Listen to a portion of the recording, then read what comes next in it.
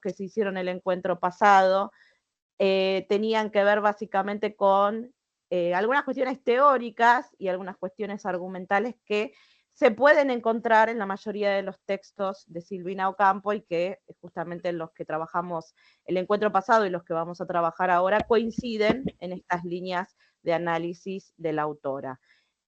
Primero habíamos trabajado con la creación de las imágenes, la construcción de escenarios que se dan a partir de las imágenes visuales, donde se encadenan metáforas, personificaciones. Habíamos hecho una conexión con parte de la trayectoria de la autora desde lo pictórico.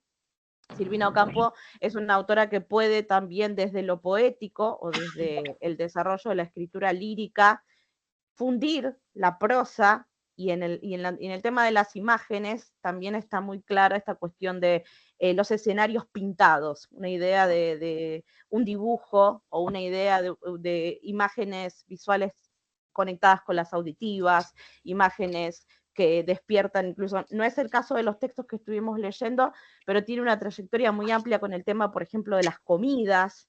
No, justamente los temas que están seleccionados, los textos que están seleccionados no abordan ese tema, pero es algo muy recurrente, que se repite mucho en la literatura de Ocampo. Es decir, es una autora que en cuanto a lo pictórico o en cuanto a la ilustración domina muy bien ese recurso de la imagen y automáticamente vemos como una se encadena con otra. El caso de los cuentos de hoy vamos a ver cómo se van construyendo estas líneas.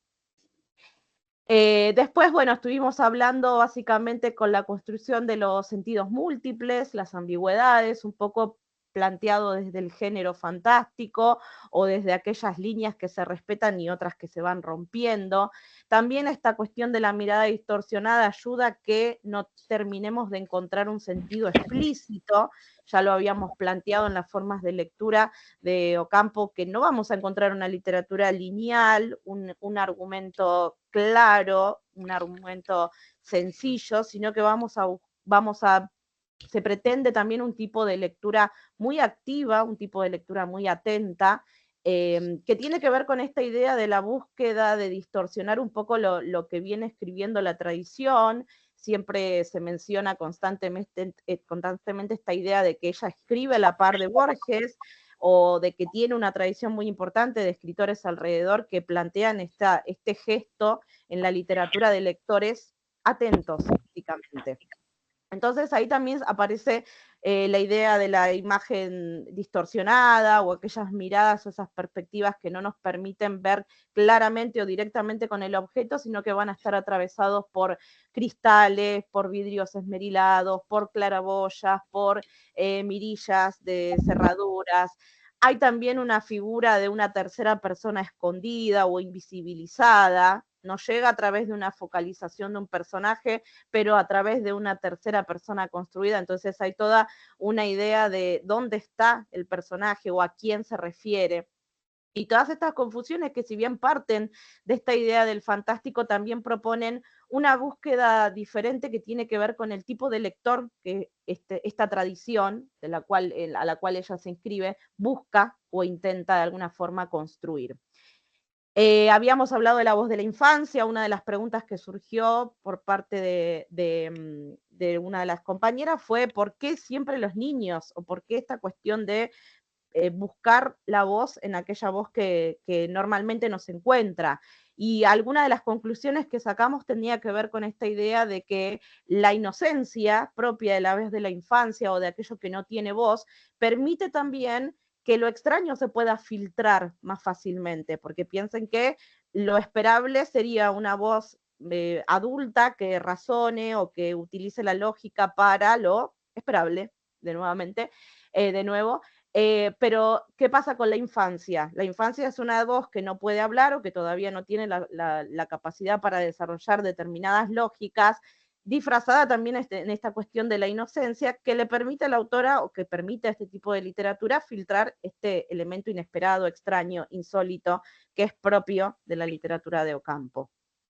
También aparecía la idea de la crueldad, también aparecía la idea de lo siniestro o lo fantástico cotidiano como una forma de colocar en un lugar también inesperado, porque es decir, lo fantástico formaba parte hasta lo tradicional o lo que se venía planteando desde las ideas de Todorov o las ideas clásicas de fines de los años 70 en nuestro país, esta idea de que lo fantástico era algo exterior y autores como Borges o autores como Campo vienen a colocar el fantástico en otro lugar. Entonces, ella lo planteábamos directamente en lo cotidiano, unido a la idea de la crueldad o unido a la idea de lo ominoso, de lo siniestro, pero no tanto desde la explicación psicoanalítica, sino más desde la aplicación literaria o este fantástico que crean. Quizás de los tres autores, Bioy, Borges y Ocampo, Bioy es el que más respeta esta línea del fantástico clásico y Ocampo y Borges hacen lo suyo de manera diferente. Y en esa diferenciación que hacemos entre Borges y Bioy, mientras uno se desarrolla las explicaciones lógicas, Ocampo básicamente no tiene explicaciones, o por lo menos no le interesa desarrollar explicaciones en sus cuentos. Bien, creo que más o menos algunas de esas ideas fueron las que planteamos. Después, bueno, había presentación de contradicciones dentro de los textos, el recurso del oxímoron como central, la antítesis, estas ideas de planos totalmente opuestos o personajes contradictorios.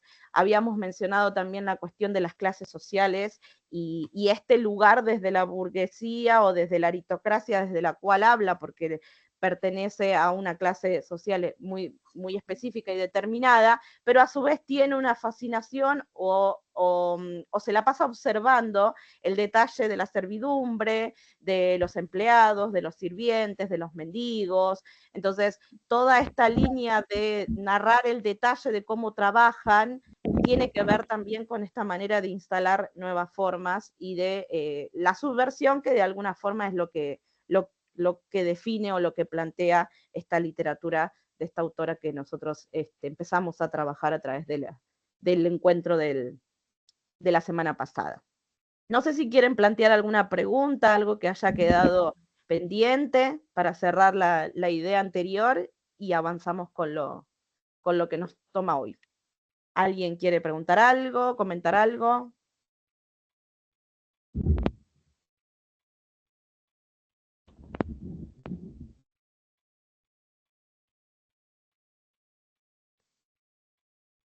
Bien, bueno. Entonces vamos a plantear los temas de hoy.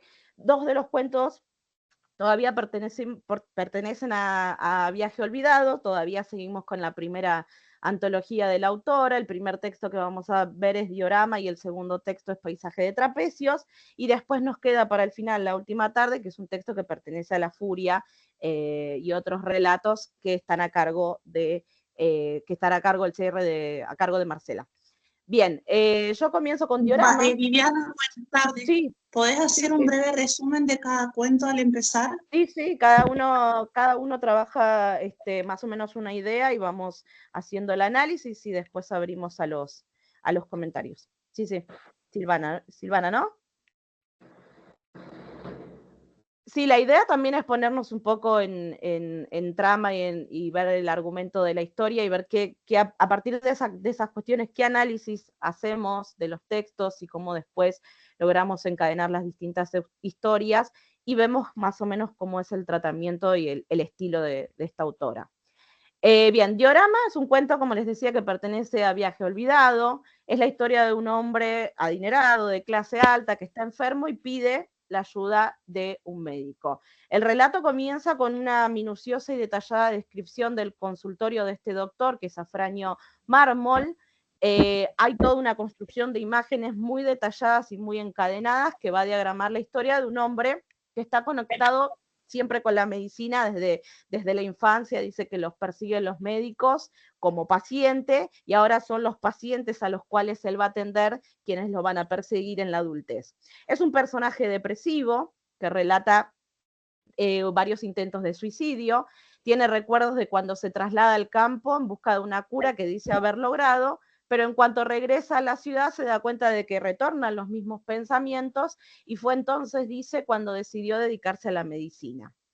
Un día lo llaman para que atienda a un paciente que había sufrido un golpe en la rodilla que le impedía moverse. Cuando llega hasta la casa lo recibe el mayordomo, que le expresa que el hombre, que no puede atenderlo porque se encuentra ocupado con una mujer. Este hombre insiste y logra que el sirviente lo deje pasar. Van a golpear a la puerta del amo y dice, de uno de los cuartos llegaba la voz altísima de un hombre, pero la otra voz quizás hablaba en secreto porque no se oía.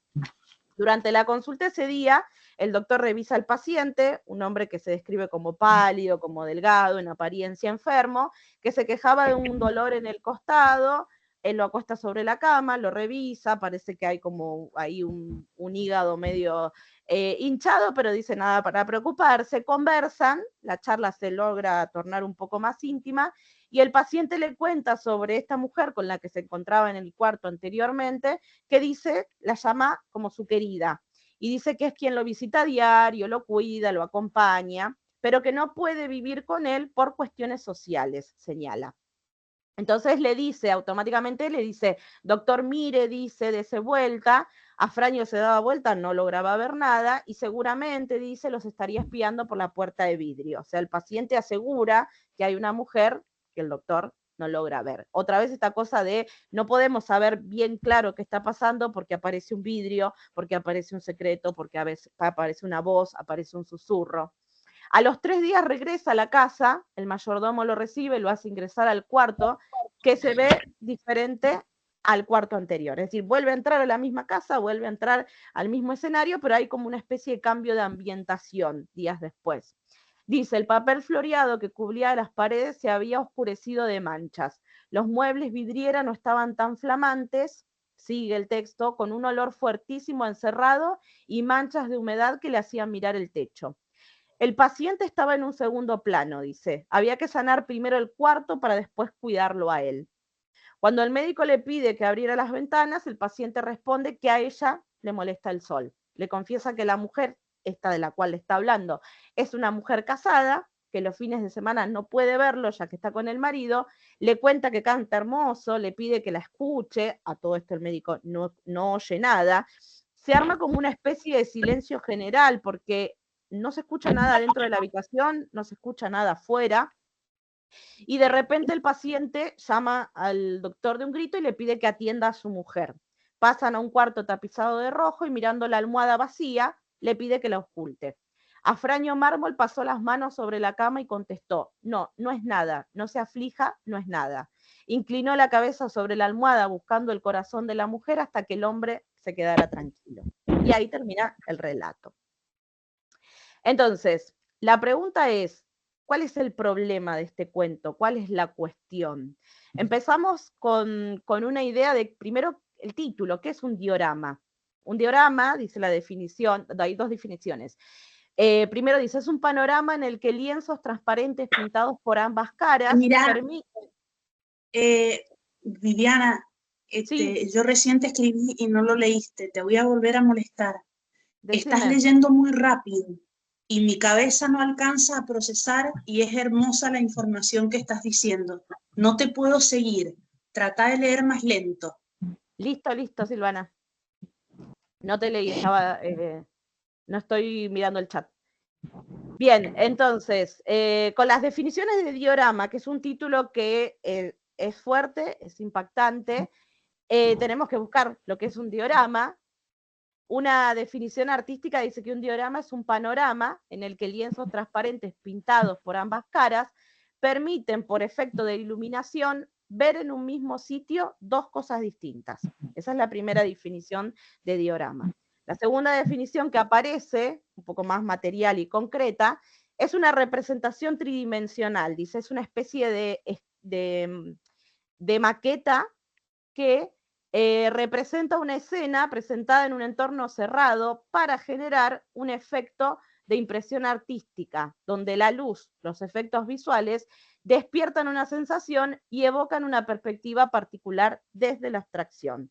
Es decir, hay toda una relación con esta cuestión de un cuarto cerrado, las múltiples perspectivas, el uso de la luz, el uso de la imagen. Si nos ponemos a pensar a cómo el argumento va transcurriendo qué sucede en esos 3 días cuando el escenario cambia totalmente, cuando el cuarto pasa de ser luminoso a ser un cuarto manchado. Y no solamente con manchas con tintes, sino con manchas de enfermedad. Es decir, la idea de la enfermedad como mancha o de la cosa que se va tiñendo y se va enfermando, ya lo habíamos visto en el texto que trabajamos la vez pasada, de cuando se hablaba de la enfermedad como amarilla, cuando se hablaba de la muerte como negra. Es decir, esta idea de la enfermedad unida a una imagen visual, unida a una personificación o trasladada a un objeto, es un efecto que se crea en este encadenado de imágenes pictóricas.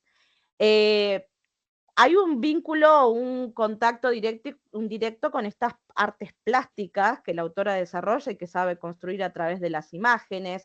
Va a aparecer acá la idea del surrealismo, porque piensen que si empezamos a pensar qué pasa con este paciente que está desquiciado, que hay una alucinación visual y una alucinación auditiva también, porque la oye cantar a un personaje que claramente no existe, es decir, que forma parte de la imaginación de él. ¿Qué pasa con este personaje médico que está deprimido, que reconoce tener recuerdos de una enfermedad que él cree, de la cual él cree haberse curado, pero que evidentemente retorna, vuelve? La enfermedad física, la enfermedad mental, las alucinaciones, siempre esta idea de vehículo hacia la fatalidad que encontramos en Ocampo en la mayoría de esos textos. Recordemos también que el surrealismo tiene un contacto directo con el psicoanálisis, es decir, nosotros no lo analizamos desde esa disciplina, pero entendemos que hay una relación. Encontramos obras de autores que han intentado pintar o materializar el inconsciente e ilustrar estas cuestiones de los sueños, o Freud mismo diciendo que la obra de arte tenía la misma estructura que un sueño, por ejemplo. Imágenes que podemos encontrar en el texto que están encadenadas con esta idea de pintar un cuadro surrealista o pintar un cuadro. Las hojas de los árboles, dice una parte del texto, movidas por el viento, eran manos de pacientes atravesadas de venas. Las mujeres que se cruzaban con él por la calle eran figuras descarnadas y luminosas en donde había estudiado anatomía, mapas atravesados de pulmones azules y venas ramificadas, centros nerviosos rojos recorridos de relámpagos delgados. Estas escenas de cuadro a mí me hizo acordar al cuadro, no sé si vieron el cuadro de Frida Kahlo, que es el de la cama, ella, que se pinta, el autorretrato que se pinta después de haber tenido uno de sus primeros abortos. No sé si lo vieron, que tienen como unas venas todas unidas y ella está acostada en la cama. Bueno, ella pertenece a este movimiento surrealista, ella está en relación con estos autores que intentan pintar estas expresiones o estos deseos, pasiones, dolores que tienen. La mañana, dice otra de las imágenes que encontramos, la mañana estaba traslúcida como el borde del mar, brotaba de las plazas olor a pasto recién cortado. Esta mezcla, no solo imágenes visuales, sino también imágenes que tienen que ver con otros sentidos. Pero no respiraba sino el aire con olor a cloroformo de los hospitales y de la morgue detrás de los vidrios violetas y de frascos rojos, entre sonoridades de tapones y tenazas. La medicina va a aparecer para este personaje que no sabemos si sigue todavía o es enfermo o es paciente, porque tiene ahí toda una mezcla y un desequilibrio. Dice que aparece para él como una forma de salvación. O sea, cuando él dice, volví a la ciudad y me di cuenta de que todavía estaban estos pensamientos suicidas, ahí decidí dedicarme a la medicina, dice, como forma de salvación. Volvía, dice, de la consulta de los hospitales como de un baño de sol. O en algún momento, a ver, no sé dónde tengo la cita, pero decía algo así como que ahora los pacientes lo iban a salvar a él. Él salvaba a los pacientes, ahora los pacientes iban a salvar a él, como una forma de cura. O sea, la medicina como una forma de cura. La tenía por ahí, pero no la encontró, a la imagen. Bien. Hay una cuestión acá que también ya lo abordamos en el encuentro anterior, que tiene que ver con la distorsión de las formas en las que se percibe la realidad. Es decir, estamos conociendo la historia a través de un personaje que está desequilibrado, es decir, en el mismo personaje tiene una distorsión que traspasa, o sea, que llega a partir del texto y se crea un relato desde el sinsentido. Y ella propone la imaginación extravagante también de la clase burguesa. Fíjense que esta cosa de la subversión o de transgredir lugares no permitidos, por lo menos para la época, a la burguesía o la clase alta no se le permitían estos problemas, o por lo menos no se permitía hablar de ellos, no que no los tuvieran, sino que no era común que la literatura tratara temas como la locura o elementos extraños o elementos impensados que no eran colocados para la gente de clase alta. Y este es un hombre adinerado que tiene o que sufre de una esquizofrenia o que sufre de delirios y que rompe con la norma o que rompe con el estilo al cual la literatura de esta época estaba abordando. Y ahí un poco se mete en esta idea de que Ocampo es la que va a instalar un propio orden, un orden interno en sus textos, y también va a desatar polémicas, críticas y todas estas cuestiones que ya más o menos fuimos charlando sobre su trayectoria. Miradas alucinatorias, paranoicas, el relato expone un discurso que oscila entre el recuerdo, el encadenado de imágenes, el delirio. El discurso se vuelve delirante, disociado. Hay una parte casi al final que hay una mezcla entre el personaje que delira o que está viendo el delirio del otro. El doctor se pierde, no sabe qué día es y el paciente está como observándolo. Hay una frase que dice, ¿pero qué día era? No sé en qué día vivo, dice el médico. Y el paciente frunció las cejas y dice, eran malos precedentes para un médico. O sea, hay un momento en que él está siendo atendido, hay un momento que atiende, es decir, hay toda una disociación en ese mismo párrafo, el texto va dando vueltas entre estos dos personajes.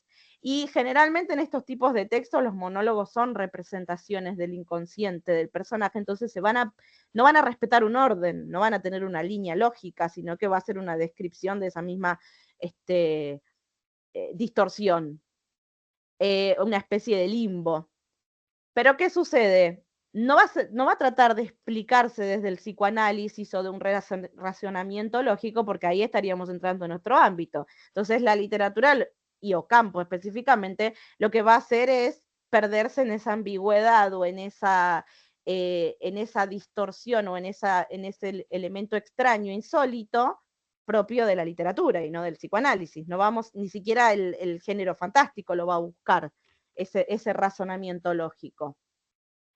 Y por último, alguna de las cuestiones que señalé yo como problemática o que entendí como problemática desde este texto, en esta idea de la discusión o la problemática del género en Ocampo, piensa en esta cuestión de los textos son fantásticos, los textos toman elementos de lo fantástico, rompen con el fantástico clásico. El elemento o el tema, como personajes anormales o hechos insólitos, no van a ser el problema acá. El problema es que quien habla, o la voz de la autoridad, en este caso el médico, como representante de la institución, es decir, desde quien se focaliza la escena, tiene que regular o tiene que diferenciar entre lo sano, entre lo cuerdo, entre lo desviado desde el punto de la norma y de la aceptación, y es un personaje, termina convertido en un personaje que acepta sin inmutarse para que el paciente se quedara tranquilo y se une a él. La parte final dice, bueno, cuando él dice fueron los enfermos que lo salvaron, tiene que ver con esta idea o esta unión entre el paciente y el enfermo. La cuestión es que lo esperable sería que el paciente se cure porque el médico lo sane, no que se una a su locura.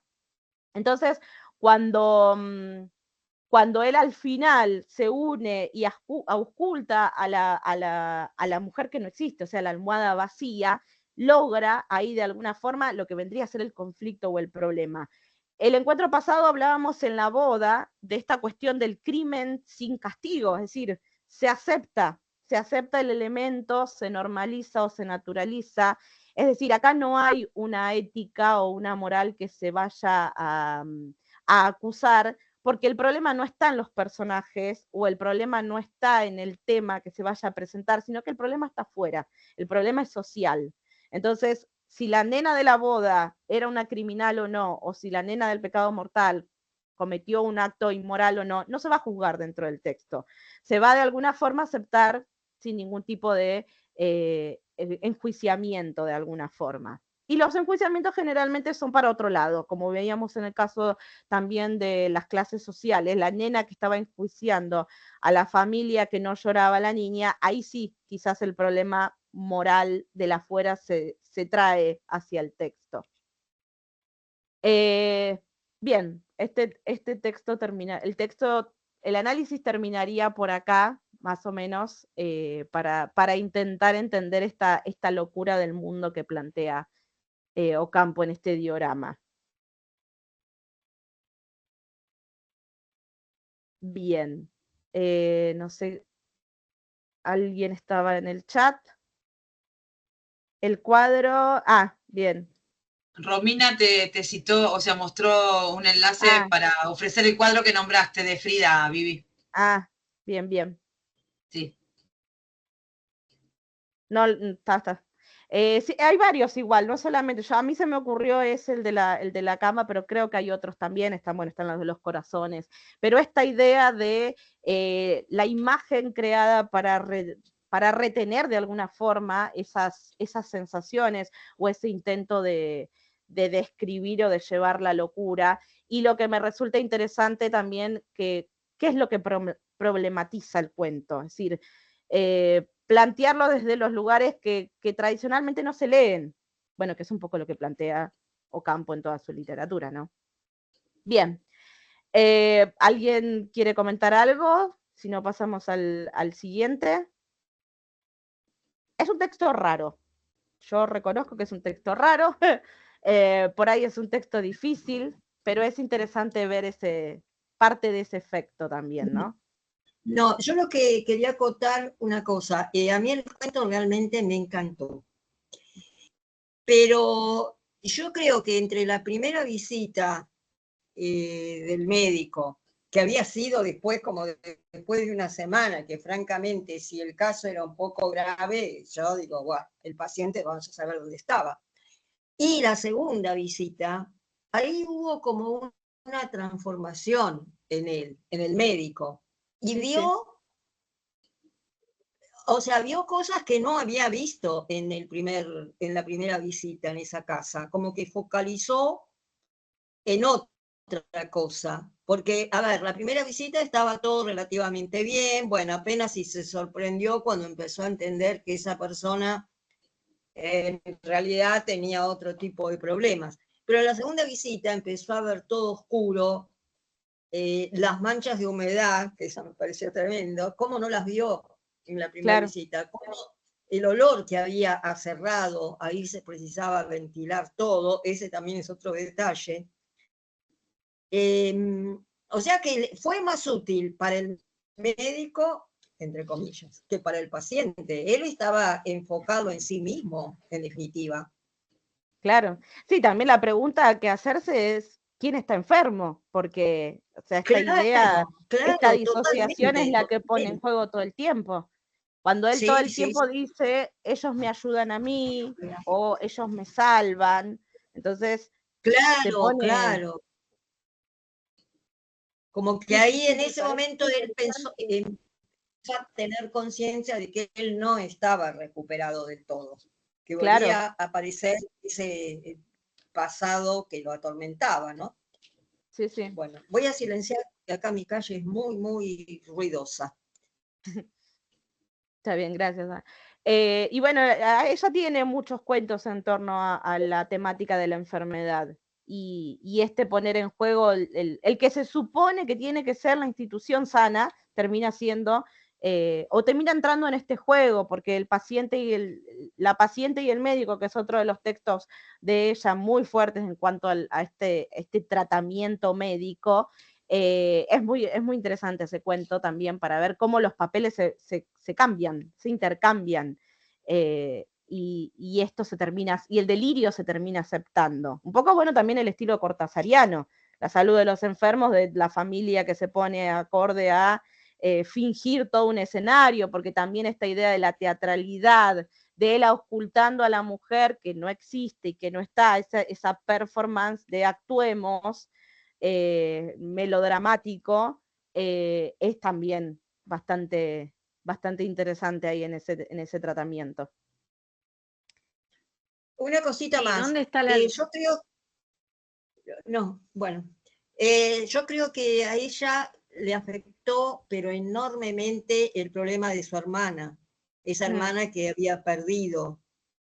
Porque creo que hasta lo debe reflejar en todos sus cuentos, ¿no?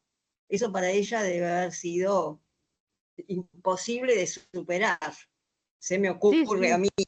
No, de hecho ella lo declara en entrevistas. La forma de su personalidad o lo que marca su vida, esa situación de haber perdido a la hermana que de hecho reconoce que fue era la más unida. Claro, terrible, sí. Y también las formas médicas de la época, o esta idea de las enfermedades y de los tratamientos. Es muy interesante el tema de la enfermedad y también de las miradas distorsionadas a partir de la esquizofrenia o de la alucinación en la figura de los cuentos. Es muy recurrente y es muy interesante. Bien, ¿alguien más? No sé si Silvia habías dicho algo antes. Sí. Sí, esa mirada tan interesante de ver, o sea, de ese hilo tan finito que hay, o esa división tan finita que hay entre la salud mental y la locura, ¿no? Y de dónde está, de un lado, del otro, cuánto de acá, de allá, o sea, como una cosa incorporada y en los lugares más insólitos, que es un médico por ahí, que es un médico, bueno, pero también puede sufrir de depresiones, puede estar al borde de momentos de locura, o sea, como también poniendo eso como más en lo cotidiano y en cualquier persona, ¿no? Es como bastante revolucionario para esa época, me parece. Sí. ¿No? Sí. Sí, incluso pensar que, o sea, termina siendo vanguardista de cosas que van a venir, pero décadas después. La idea de la norma, pensaba yo, todo lo que tiene que ver con la institución normativa de Foucault, que va a venir muchísimo después. Ella está escribiendo en los 30 esto, y eso todavía ni siquiera estaba analizado o dicho, por lo menos no estaba. Esta cosa de el médico es el que tiene que curar, o se espera que sea una figura, una institución que después termina siendo cómplice de estas cuestiones disparatadas, inesperadas y que rompen y transgreden. Bien, bueno, si no hay nadie más para este texto, pasamos a Vero, que va a trabajar con paisaje de trapecios.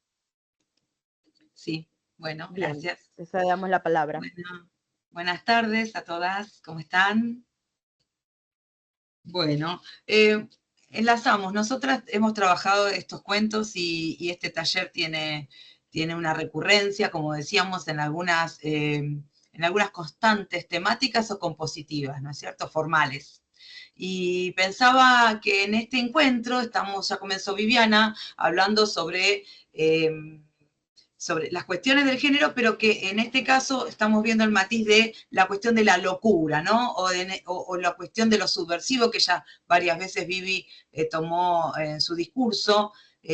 ¿Por qué la literatura subversiva? ¿O por qué usamos esta palabra? Justamente que en nuestra historia argentina lo asociamos, ¿no?, a un gran momento dramático, histórico, pero la subversión, en este caso, y en la materia literaria, radica esencialmente en esto, en lo que decía Viviana, en la cuestión de lo institucional y lo puesto en juego, ¿no? Esto de que lo que se supone que es lo establecido o lo que se supone que es lo esperable, no va a aparecer. También la cuestión de cierta ilegalidad que podemos pensar en cuanto a las acciones de los personajes. Sabemos que la muerte es una presencia recurrente en los cuentos de Silvina Ocampo. al igual que la presencia femenina, ¿no? Matar, suicidarse, desnudarse, son acciones naturales. Y los hechos narrados son contados y están fuera de la ley. Porque como bien decía Viviana, la ley o la normativa o la imposición y el castigo está por fuera. Silvino Campo genera la libertad del universo ficcional en la medida en que no juzga, o sea, crea a los personajes y los pone a actuar o presenta la voz narrativa en sus reflexiones y no los juzga, no hay juzgamiento, ¿no? No son sometidos a ninguna ley y a ningún tipo de prohibición. Ahí también radica, ¿no? La novedad y de poner en jaque, por supuesto, por eso ha sido combativa ante la mirada o no mirada tanto en su época, porque no era lo esperable de lo que presente. Las prohibiciones para Silvino Campo, y como dijo también en el cuento que trabajaste también, Vivi, la vez pasada, las prohibiciones o la mirada prohibitiva o la sanción viene de la afuera, ¿no? En lo que se debe hacer o no, pero viene de algunas miradas que están desde la afuera. No existen dentro de los universos ficcionales que presenta Silvino Campo. Los personajes se mueven como guiados, como dejados llevar, y ahí propone también algunas subversiones porque habla del placer, de pulsiones sexuales, y hablar de sexo en su tiempo, presentar cuestiones con la eroticidad y con el tema del cuerpo, que no lo hemos trabajado, pero hay una cuestión con el cuerpo fuerte, y si el pecado se comete, el castigo no es real, sino que va, y ahí también se va a ligar con una modificación con respecto al género, y a una evolución, en realidad no modificación, sino una evolución desde Todorov hasta Rosemary Jackson, si ustedes tenemos esas cuestiones que son teóricas, en pensar que ya la fuente de alteridad, o sea, eso extraño, lo que fuere del hecho sobrenatural, o lo inexplicable, o lo que atente contra la lógica y la razón, ya no va a tener una fuente externa, sino que va a ir poco a poco y con el tiempo y el avance, y sí, no dando explicaciones psicológicas ni psicoanalíticas, pero sí rozando, obviamente, la locura es una cuestión que afecta a la salud mental y trabaja la psiquis. O sea que ya va a enlazarse con la cuestión psicológica, ¿no? Porque también va a haber algunas cuestiones de Freud que son interesantes. Pensar en cómo se va a generar lo siniestro. Porque lo siniestro va a dejar de estar, o eso extraño se va a configurar desde la interioridad. Ya no va a estar en esa otredad, esa categoría del otro, no va a estar afuera, no va a estar, no viene de una fuente alterna, de alteridad externa, sino que emerge o surge desde la propia interioridad, ¿no? Es como un otro yo y obviamente hay una escisión de la psiquis en esta cuestión de la locura, ¿no? Porque si uno se pone a pensar qué pasa con la cuestión del loco, porque también pensemos en las cuestiones de los silenciados, de las voces silenciadas o de los discursos del loco, del niño, ¿no? Ahí volvemos nuevamente a unir con lo que habíamos trabajado en la clase, no, el encuentro anterior. Y es verdad que son esas voces que en un punto, o esos discursos que son silenciados por distintas razones, porque bueno, obviamente la mujer ha sido silenciada, su discurso ha sido silenciada por la imposición del varón, ya lo sabemos, patriarcado y todo lo que ya es harto conocido. Los niños, obviamente, porque una noción de infancia que en su momento no, y esa palabra no existe. Ahora, la de los locos, obviamente, para conservar la tranquilidad, porque hay ya, de hecho, la construcción del manicomio, ¿no? Todo lo que es imperfecto y que incomoda, porque no hay barrera de represión, porque el discurso del loco es lo que posta nos va a incomodar, ¿no? Entonces hay que encerrarlo al loco. Por eso el manicomio, ¿no? O por eso la prisión, por eso los lugares a la interioridad y al encierro. Y bueno, y entonces se transforman esas sanciones, no van a ser las impuestas por afuera o las que vienen de afuera, sino que van a ser sanciones. En el mundo campiano, las sanciones son privadas. Es decir, que empieza, por eso se enrarece, se pone incómodo, ¿no? Y entonces aparecen personajes que van a tener sus conflictos, si se quiere, o algún desdoblamiento o alguna confusión con su propia existencia. Y ahí nosotros podemos entrar a pensar en el personaje de Paisaje de Trapecios, ¿no? En Charlotte, en la que nos convoca a partir de ahora. En un breve resumencito argumental de Paisaje de Trapecios, tenemos también un título inquietante, así como El cielo de claraboyas que yo trabajé la clase pasada, el Paisaje de Trapecios también nos invita a pensar indicialmente en el título, como también diorama. nos cuenta o nos presenta una situación de una mujer, obviamente personaje femenino, Charlotte, que tiene sus actividades. Y es un momento en el inicio en el que no se nos explica demasiado, porque ya comienza diciéndonos algunas sensaciones y una vinculación con alguien o con un personaje llamado Plinio, ¿sí? Que como el texto es breve, nos vamos a enterar rápidamente que se trata del mono y nos vamos a ir enterando de cuál es su actividad. Pero comienza con sensaciones y ahí tenemos alguna característica con respecto a lo que pinta y a la cuestión sensorial, ¿no? También, porque son sensaciones las del inicio. Entonces ella siente que hay una rutina en su vida y que comienza contándonos que se siente ahogada, ¿no? Ahogada con una cuestión de la vestimenta, la cuestión de los objetos de fetiches, cuestiones del vestido, que es el vestido, que en este caso no es un vestido tradicional, pero sí es un tópico que aparece recurrentemente en otros cuentos, ¿no? Pensemos que en el vestido de terciopelo, tenemos algunas otras constantes en las que cobrarían vida, o por lo menos hay una sensación de asfixia en eso inanimado que sería un objeto, ¿no? Hay uniones también cortasarianas, como no se culpe a nadie, ¿no? Como un suéter puede llegar a cobrar vida y llevar a la muerte a un personaje. En este caso el vestido inicia la acción con que ella está incómoda y esa ropa la ahoga. Pareciera ser en el devenir del relato que lo que la ahoga, nos vamos enterando, vamos intentando deducir que lo que la ahoga son otras cuestiones, ¿no? Por las que está pasando ella. Ella es una, obviamente, trapecista, trabaja en el circo, el mundo, su mundo y su paisaje, todo su universo es el mundo del circo. Y ahí tenemos un interesante punto para poner en claro con respecto a qué pasa con el límite, ¿no?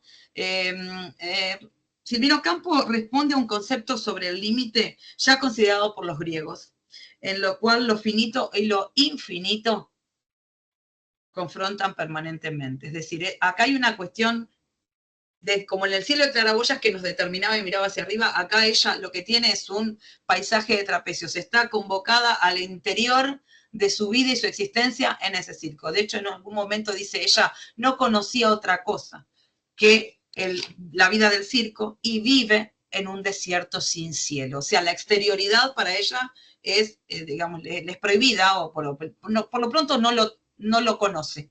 No conoce el campo, o sea, toda una representación del aire libre, de la libertad. Ella no conoce el campo. Y es una niña, la describe, que ha trabajado desde los 10 años y que ha estado toda su vida dentro del circo. En esta vinculación extraña, que cada vez se pone un poco más perturbadora, con el mono, que es su compañero de escenario, porque ella hace los números con el mono. Pero hay una cierta tensión y ahí comienza a enrarecerse su vinculación con el mono. Hay una cierta tensión porque ella ha trabajado mucho para brillar, para tener sus aplausos y su reconocimiento, y no lo está sintiendo. Más allá comienza, ¿no? Hay toda una cosa, primero con el vestido, luego con una rutina, que todo el tiempo con esos cuadraditos de azúcar o lo que ella alimentaba rigurosamente al mono, en toda una rutina que cumplía a rajatabla, termina agobiándola, ¿no? Pareciera que termina agobiándola.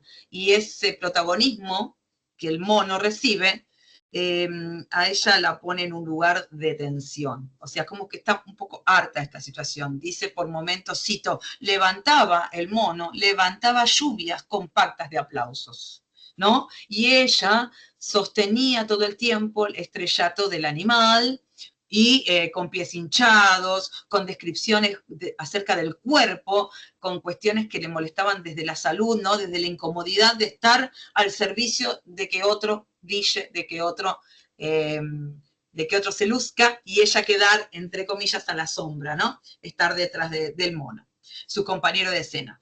Hasta esta tensión, esto se enrarece aún más porque se genera una triangulación, porque aparece un hombre. Y entonces un hombre que tiene intenciones amorosas, aparecer para cortejarla y tener un vínculo.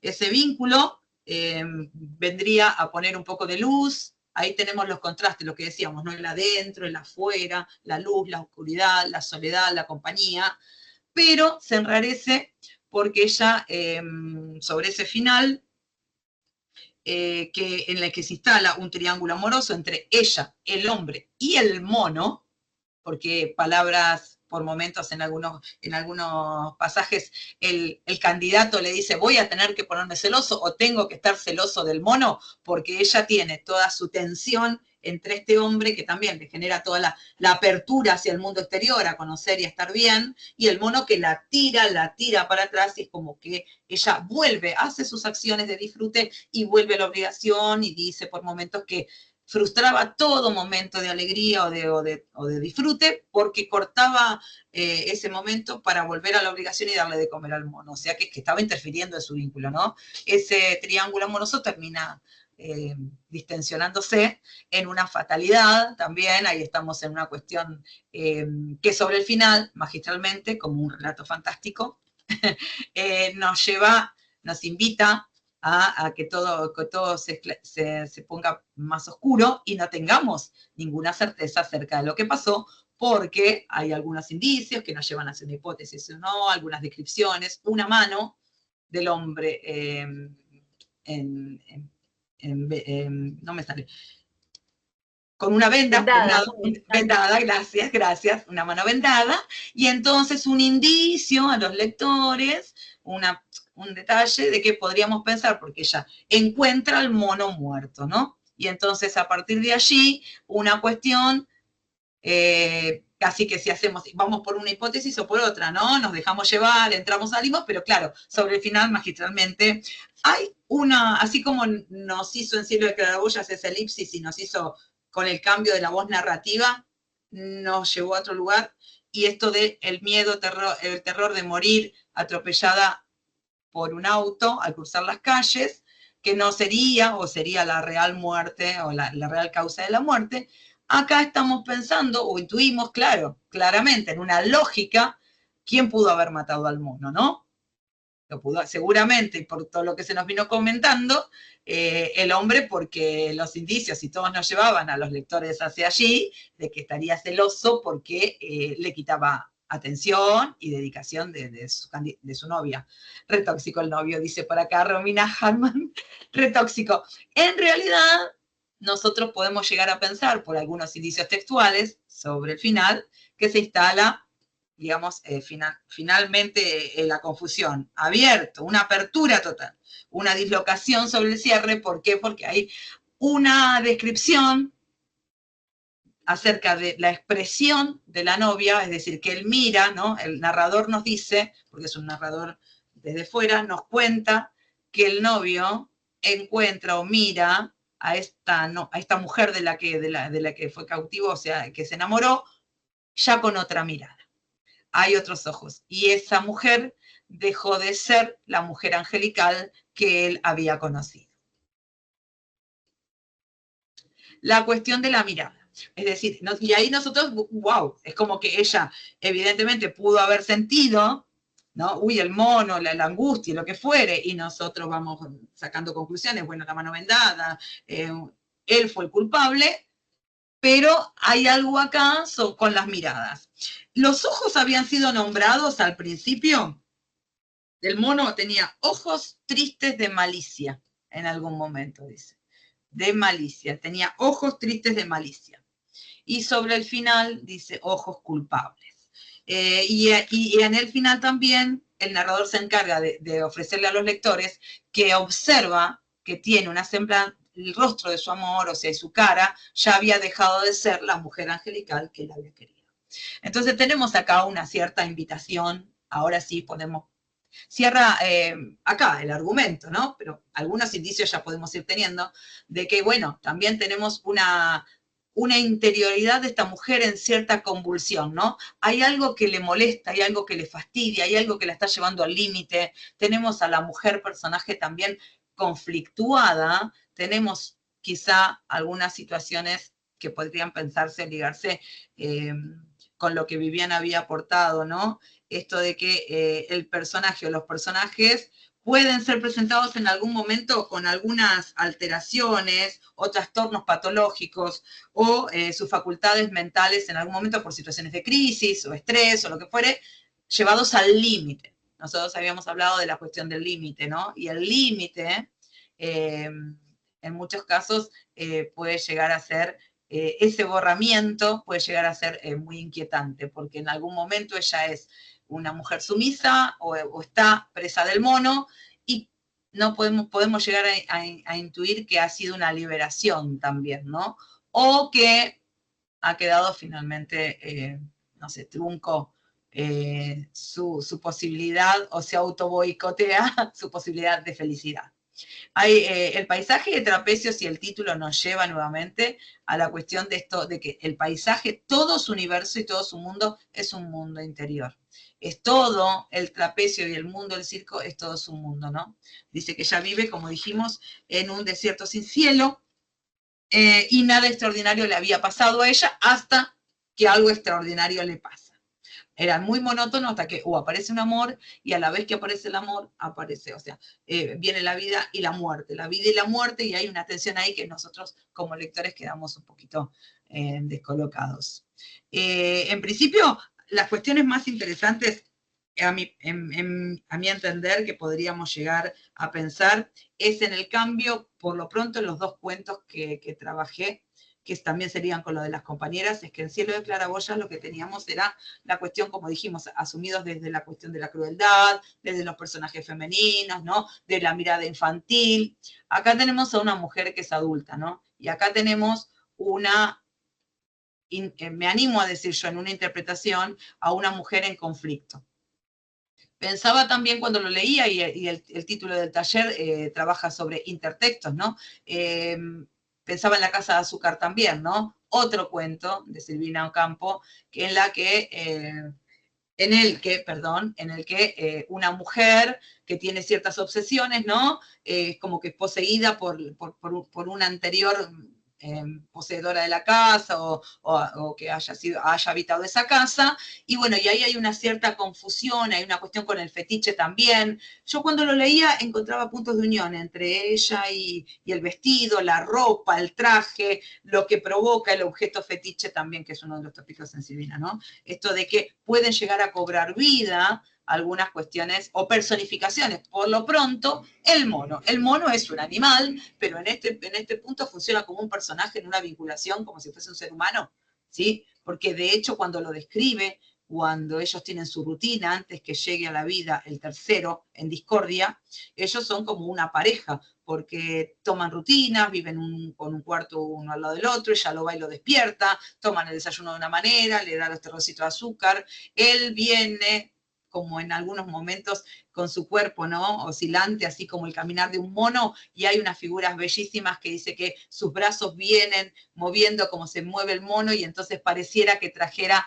como traen las gentes cuando acarrean los baldes de agua, ¿no es cierto? O algunos va en bultos, entonces lo asimila a acciones que serían humanas, no hay personificación en este caso, porque hay una vinculación que no se trata de una mascota o de un animal que solo sirve para hacer un número de circo, sino que hay una vinculación potente, extraña, ahí viene, ¿no? la extrañeza del vínculo y la presentación de ese final que en total apertura, a mi entender. Más allá, alguna cuestión más, otra cuestión menos, hasta acá podemos después en algún comentario sumar y ligar alguna cuestión. Perdón, Graciela dice, fue ella para ser libre de la rutina y vivir su amor con el novio. Hipótesis, claro, ahí está, ¿no? Fue ella para ser libre de la rutina y vivir su amor con el novio. Bárbaro. Ahí Cari Vega también, perdón, sí, Karina Vega está levantando la mano. Si querés hacer algún comentario. Hola, ¿cómo están? ¿Cómo Buenas les tardes. va a todos? Bien. Bueno, disculpen que llegué tarde, pero venía de un cumpleaños y no me lo quería perder. Y pensaba también en los intertextos, esto del tema de los celos, también aparece en Moscas y Arañas, de Adolfo B. Casares, es un cuento del 1959, 1958 publicado, y justamente Casa de Azúcar en el 59, creo, ¿no?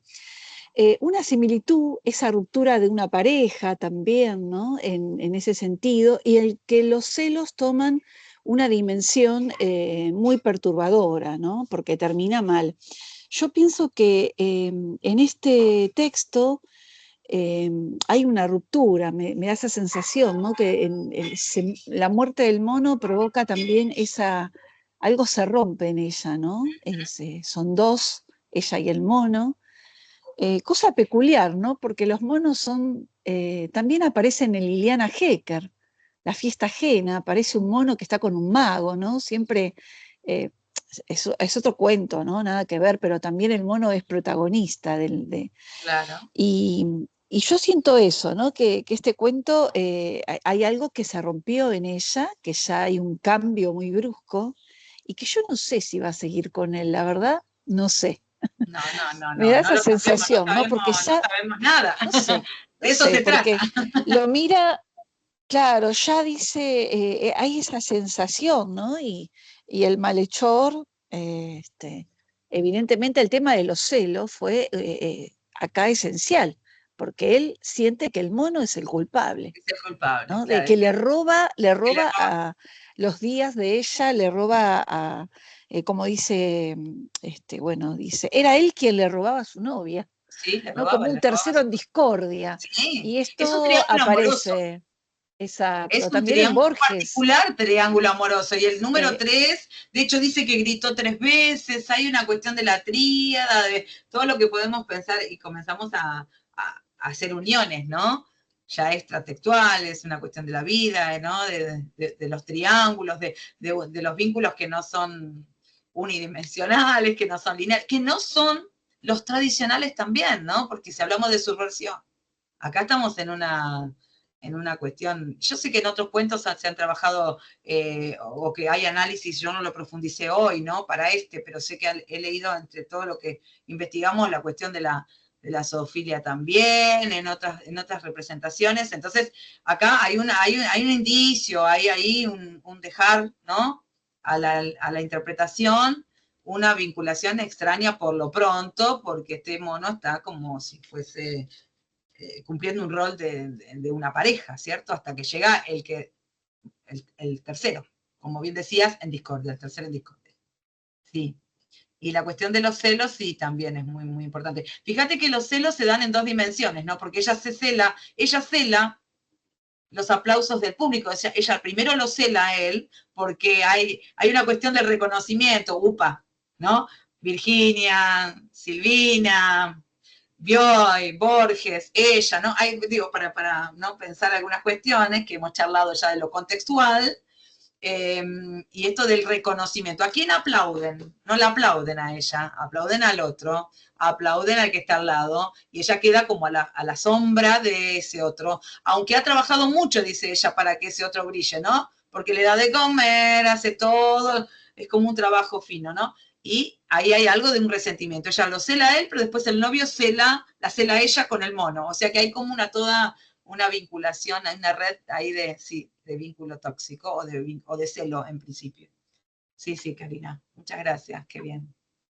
Nombraron algo de la cuestión, bueno, nombraste vos el tema de la zoofilia, o de esta idea de poner los personajes donde no es esperable que se coloquen, el cuento mimoso, que nosotros Sí, no lo trabajamos, pero que trabaja claro. esta cuestión de la Ahí. obsesión o de llegar al punto de la fatalidad o de esta cosa tan, bueno, el cuento es hiper macabro, ¿no? Sí, tremendo. Con el tema de los celos, lo que decía Cari de las obras que también coinciden con Bioy, no tienen el mismo tratamiento.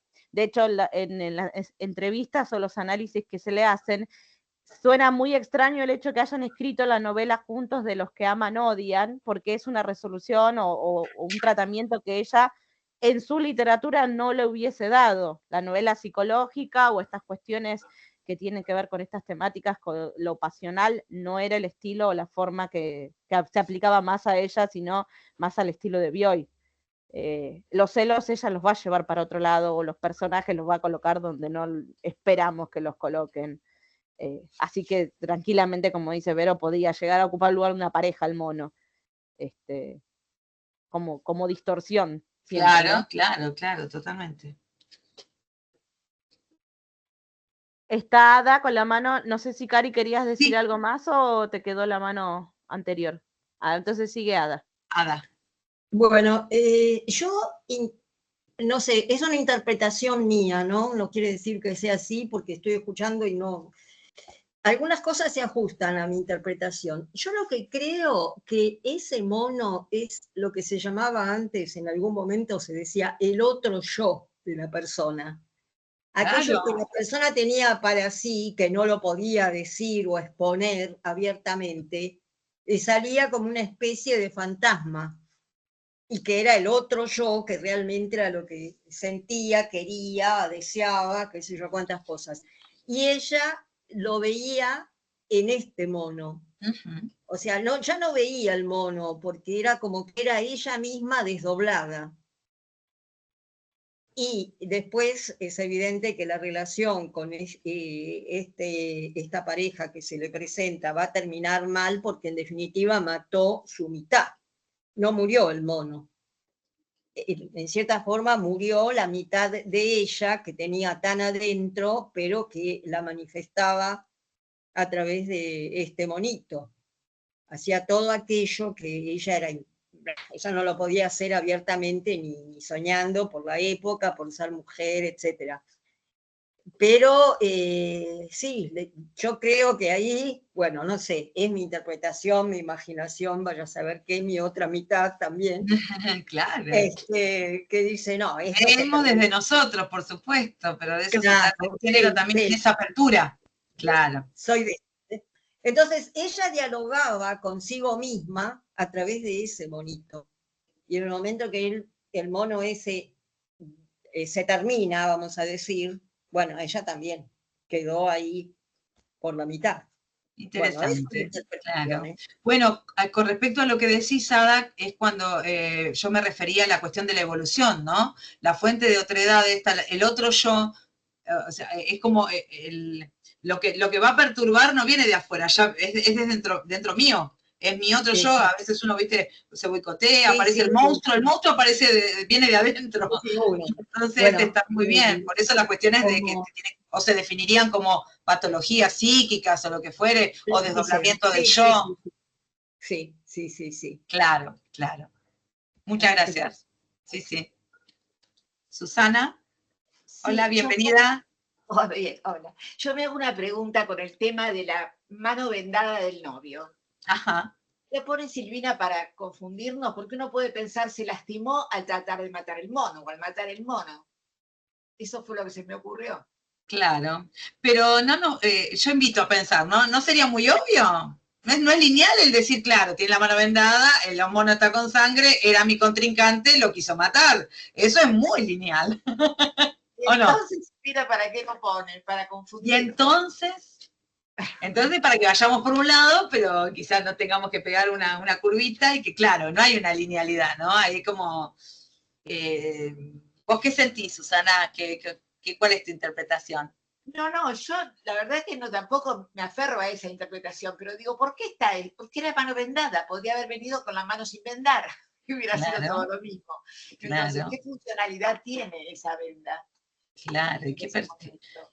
Y podríamos irnos con Ada pensando en que hubo ahí que hay un desdoblamiento del yo y él ha querido también evitar que ella se dañe a sí misma, o que, porque dice también que hay una mirada que ya no es su novia angelical, está viendo Claro. una mujer como desquiciada, una mujer que ya no tiene una mirada inocente. Entonces quizá, ¿quién dice que no hayan luchado si, como dijo Ada, es producto de una ilusión, esa construcción, ese mono no existe, existió, es ella misma? Claro. A una autolesión, quizá el novio también, si la quería bien, podría haber luchado con ella o estar ahí como que hubiese estado luchando, impidiendo que se lesione, que se lastime, o que, no sé, que haya algo. Hay algo que es de apertura al final, porque hay elementos que están puestos justamente para generar esta vacilación, Claro, algo lo pone, para sí. dislocar, claro. Está bien. Sí, bueno, gracias. Ale, Sí, hola a todos, chicos. hola, hola. Yo, respecto de lo que dijo Ada, coincido Y porque en el final, tal vez, ¿no? Existe la posibilidad de que ese mono muerto, como su otro yo, fuera su otro yo luminoso, digamos. Por eso es que cuando ella queda al final y pierde la mirada angelical, a eso se puede ver que ha muerto su parte luminosa. Su parte ¿no? luminosa. O sea, como me dio esa sensación, también pensé muchas posibilidades cuando apareció la mano de él vendada, pero como ustedes dijeron recién, era muy evidente como final en un cuento de una autora que maneja siempre... Es muy lineal, claro. Pero bueno, claro, y esta cuestión de la mirada de ella, ya con la pérdida de lo angelical, me da la pauta de que tal vez pudiera haber muerto su parte de luz, su buena parte, digamos, ¿no? Claro. Bueno, eso. Sí, chicos. sí, muy interesante, sí. Son todas posibilidades. Exactamente. Yo no sé si ustedes ven la pantalla completa y alguien más que levantó la mano porque no tengo. Vivi. Susana. Susana Susana está. Ay, perdón, yo ya me tendría que haber sacado la mano. Ah, bueno. No, está bien. Bueno. Me preguntaba Entonces, Romina bueno. por acá si el novio trabajaba en el circo. No, era una espectadora, ella le respondió a Alicia, está bien, bárbaro. No, él viene de la afuera, de hecho él viene de la afuera, ¿no? Y la ve, se subyuga con ella y viene de la afuera, es del exterior, es del mundo exterior. Y de hecho le va a hacer conocer y vibrar. ¿Quién dice también, no? Que uno cuando está... Qué miedo, ¿no? Cuando se propone la concreción de los deseos también, porque si ella deseaba terminar y estaba oprimida bajo el 7 pesos, viene la posibilidad del deseo y de la exterioridad y también uno se lo puede boicotear, ¿no? Pensando en las cuestiones propias, personales, siguiendo a Ada. Acá seguimos a Ada. Pero pensándolo por ahí también es como un auto boicot, porque si vos deseas tanto, yo sentí que ella deseaba la liberación, pero en un punto se termina truncando la posibilidad de salirse y de abandonar. Cualquiera de nosotros diríamos, bueno, si tanto molesta el mono, este hombre era la excusa perfecta para abandonar el circo, para dejar el mono, pero no se pudo, ¿no? Porque era la posibilidad de salir, porque el afuera lo sentía lindo, lo sentía liberador, era abierto, ¿no? Era infinito el espacio, todo el espacio finito y cerrado del mundo del circo, pero bueno, no parecería ser que no fuera a pasar, ¿no? O que no hay éxito en esa pareja o en el amor. Queda en apertura. Bueno, si no hay nadie más, no sé si le doy la palabra a Marce. Hola, ¿se escucha? Sí. Hola. Ah, bueno. Bueno, buenas tardes. Bueno, el último cuento es el que se titula La última tarde. En general es un cuento que da la sensación de ser algo diferente o tal vez muy diferente a todos los cuentos que hemos comentado o analizado de la autora, ¿no? Igual, obviamente, no deja de ser como todos los relatos de Silvina Ocampo, un cuento extraño, pero digamos enmarcado en una, no hablaría de estilo, pero sí en una perspectiva un poco más, y lo digo entre comillas, tradicional, ¿no? Lo digo entre comillas porque, bueno, en una autora como Silvina Ocampo lo tradicional no es tal, o por lo menos es releído de otra manera. Sintetizar en pocas palabras, este relato también me parece constituye algo muy particular porque en realidad tiene un argumento como muy escueto, ¿no? O no hay mucho que contar respecto del argumento. Si yo lo tuviera que sintetizar en pocas palabras, diría que se trata del protagonista, un hombre llamado Porfirio Lasta, que vive en el campo, vive en un rancho, que tiene por lo tanto su rutina típicamente rural, tiene muy pocas distracciones, por ejemplo, sobre todo en el momento del atardecer y en el contexto de una especie, digamos, de cotidiano ritual, tomar un espejo y reflejar la luminosidad del último sol para que justamente esa luz se refleje en la puerta de un vecino, ¿no? Que también hace lo mismo. Como si de pronto ese ritual hecho de reflejos de luz fuera una especie de saludo, ¿no?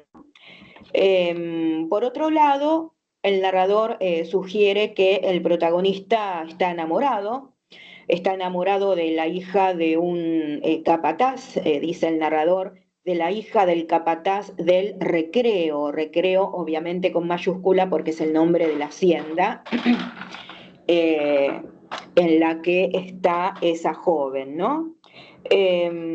Y además, bueno, tiene el incentivo de que, como a él le gusta la música, bueno, puede escuchar, obviamente desde lejos, los sonidos de un piano que él había entrevisto detrás de una puerta. Por otro lado, el narrador se detiene en caracterizar el vínculo que el protagonista tiene con su hermano, llamado Remigio Lasta.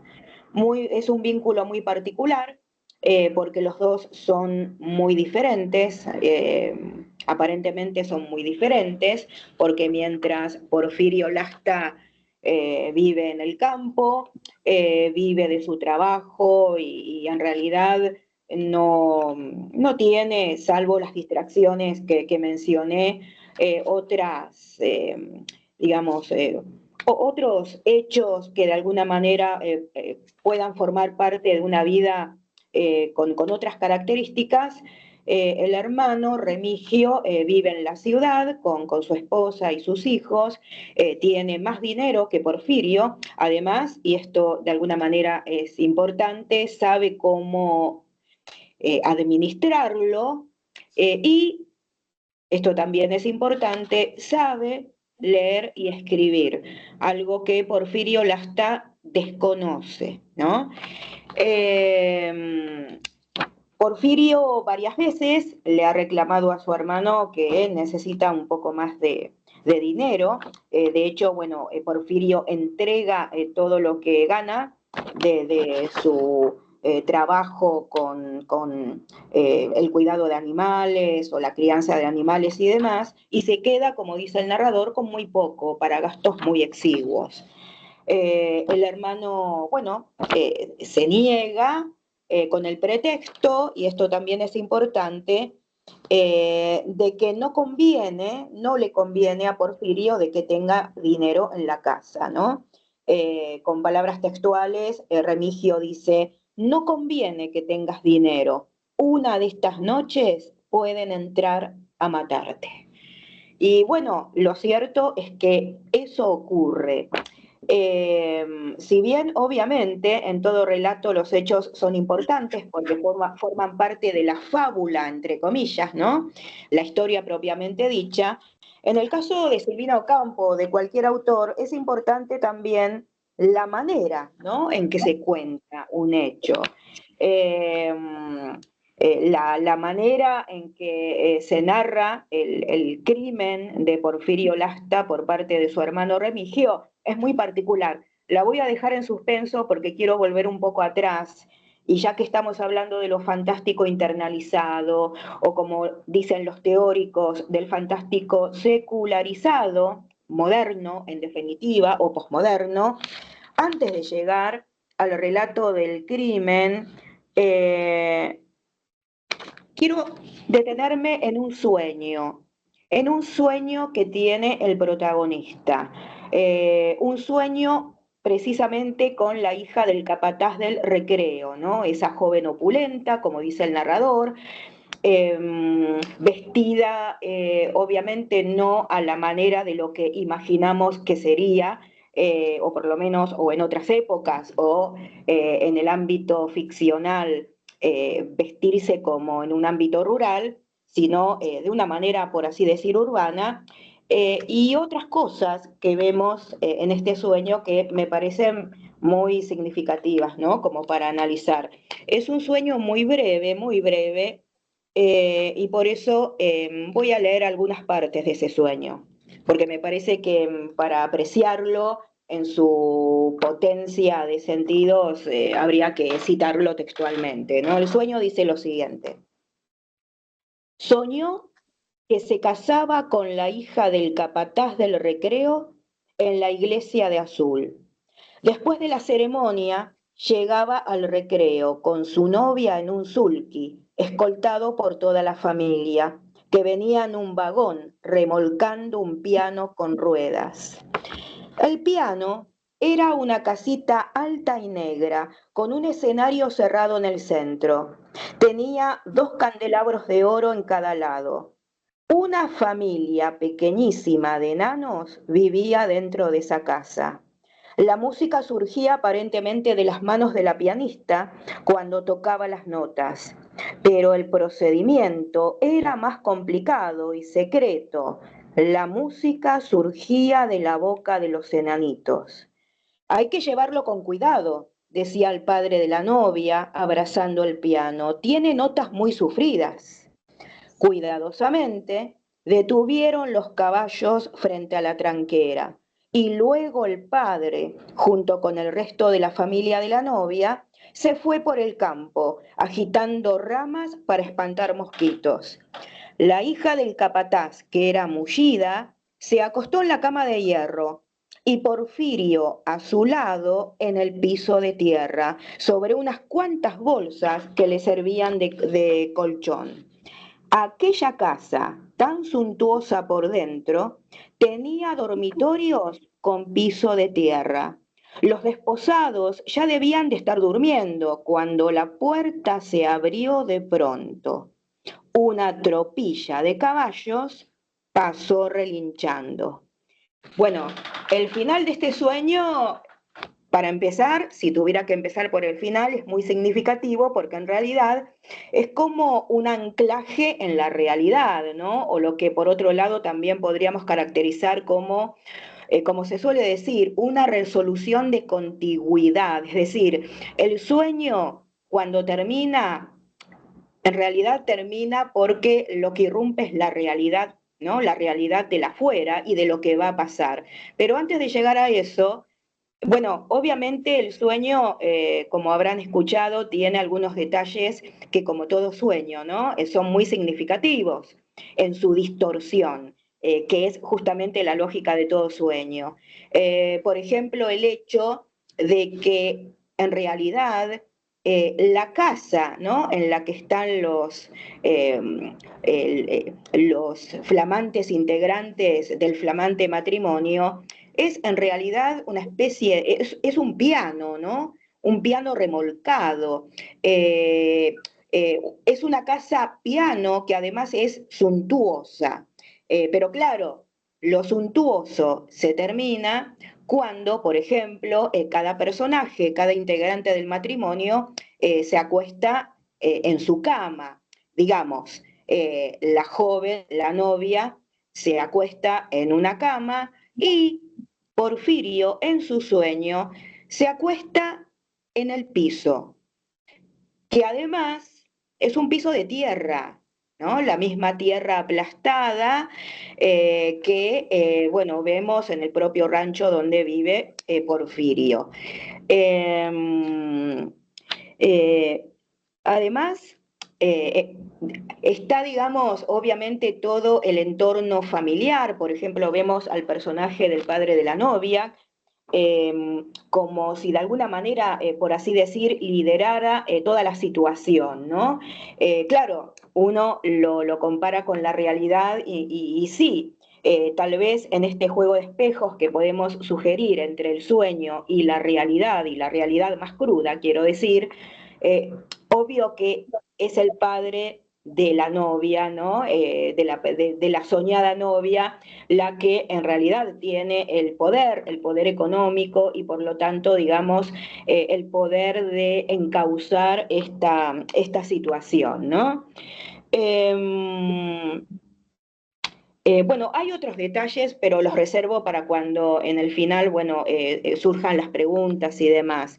Y quería retomar justamente el final del sueño y esta especie de contigüidad con la realidad, ¿no? una realidad, y acá sí retomo lo del crimen, en la cual lo que irrumpe es precisamente el crimen. Pero claro, y esto se vincula con todo lo que han dicho Viviana y Verónica, ¿no? Sobre lo fantástico como tamiz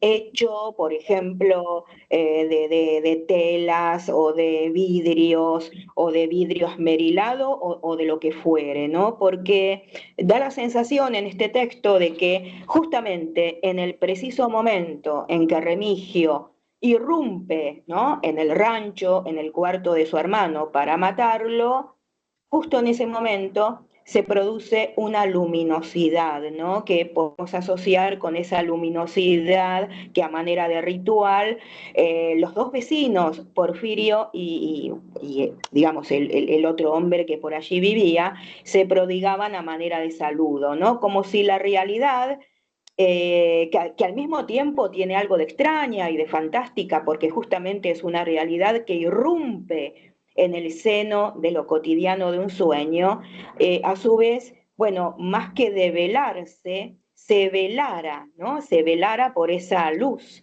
de tal vez, en una posible interpretación, atribuible a esa especie de ritual a manera de saludo por parte de su vecino, ¿no? Y obviamente para las que leyeron el cuento, habrán advertido que hay algo más, hay una vuelta de tuerca, ¿no? Y que tiene que ver, por un lado, con un personaje que, si estamos hablando del fantástico, ¿no?, tiene su propia historia y muy extensa y muy compleja, que es el personaje del fantasma. Cuando Remigio mata al hermano, limpia, entre otras cosas que hace, ¿no? Trata de limpiar el cuchillo en la frazada de la cama. También más adelante lo vemos dar vuelta, ¿no?, por el cuarto, algo que me llama la atención porque si comparamos, ¿no?, estos hechos ficcionales con la vida real, parece ser que los criminales suelen en ocasiones, volver, ¿no?, a la escena del crimen, tal vez por culpa.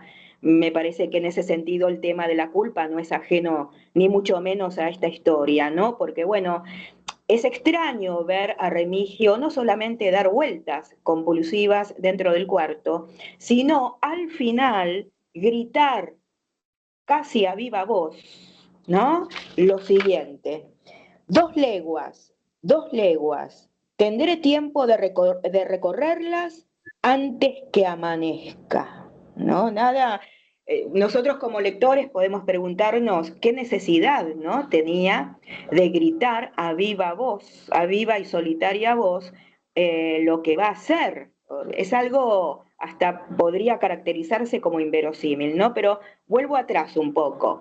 En un momento determinado, el personaje que daba la espalda a la ventanita, dice el narrador, tiene una sensación, ¿no? Dice, le molestaba tener espalda. Bueno, a mí como lectora me sucede que le molestaba tener espalda también puede vehiculizar algún sentido vinculado con el tema de la culpa, ¿no? Porque justamente era ella, como dice el narrador, el lugar vulnerable de su cuerpo. Con el deseo de ignorarla, volvió bruscamente la cabeza y vio por primera vez un fantasma. Bueno, acá aparece el típico personaje del fantasma que, entre otras figuras clásicas, atraviesa la historia del fantástico, ¿no? Incluso del fantástico, no digo en todas sus variantes, porque sería, digamos, desconocer justamente las diferentes variantes, pero por lo menos atravesando algunas de las vertientes del fantástico. Este fantasma no es el fantasma del hermano, ¿no? Lo que puede llamar la atención es eso. Este fantasma, como podríamos esperar, no es el fantasma de Remigio, es el fantasma de la hija del capataz. Bueno, habría que preguntarse por qué, ¿no? En parte el narrador para cerrar este relato, dice: nadie, salvo yo, supo que Remigio Lasta heredaba no solo el dinero, sino el sueño de su hermano, ¿no? Digamos que hay como una interpretación, entre comillas, cantada, ¿no? En el sentido de que, bueno, o anclada, en el sentido de que, digamos, al leer estas palabras del narrador, por un lado, en una primera alternativa, podemos interpretar que a manera de juego de espejos, como atraviesa, ¿no? Todo este relato, este fantasma es otro espejo, ¿no? Es el sueño que Remigio hereda al matar a su hermano, ¿no? Pero claro, digamos, esta joven no era una joven ajena a Porfirio, no era nada de él, obviamente que no era nada de él, pero él justamente, aparentemente, estaba enamorado de ella, por lo tanto, digamos, a manera o como otra manera de juego de espejos, lo que hereda Remigio es de manera indirecta, no solamente, digamos, el dinero de su hermano, sino su propio deseo, ¿no? Su propio sufrimiento, su propia idealización, ¿no? Me parece que esto del juego de espejos, entre otros temas, ¿no?, que se podrían plantear, es algo que encontramos no solamente en los cuentos que hoy comentamos, sino también en mayor o menor medida, por supuesto, en los cuentos de la semana pasada, ¿no? Siempre hay algo del orden de lo fantástico que tamiza la mirada, la perspectiva, y que de alguna manera, bueno, a través de desvíos, distorsiones, desplazamientos, condensaciones, como sucede justamente en un sueño, bueno, se elaboran, por así decir, usando, ¿por qué no?, vocabulario del psicoanálisis, las problemáticas o los traumas, los pensamientos, los deseos de los personajes, ¿no? Me parece que si nos ponemos a buscar, a releer atentamente, algo de esta cuestión temática la vamos a encontrar, me parece que en todos los cuentos, ¿no? Ya de por sí, por ejemplo, bueno, diorama ni hablar, ya en el título, en Paisaje de Trapecios, ¿no? En Paisaje de Trapecios, además, ese tamiz es espacial, porque está dado por la altura, ¿no? Habría que pensar qué sucede con lo fantástico en relación con lo que se podría llamar espacialización, ¿no? Como lo fantástico moderno o clásico es indistinto en ese sentido, cómo apela a los espacios, no solamente, digamos, a una óptica, ¿no?, a lo que se ve, a lo que se escucha, sino también a lo que se llama una proxémica, ¿no?, el juego con los espacios.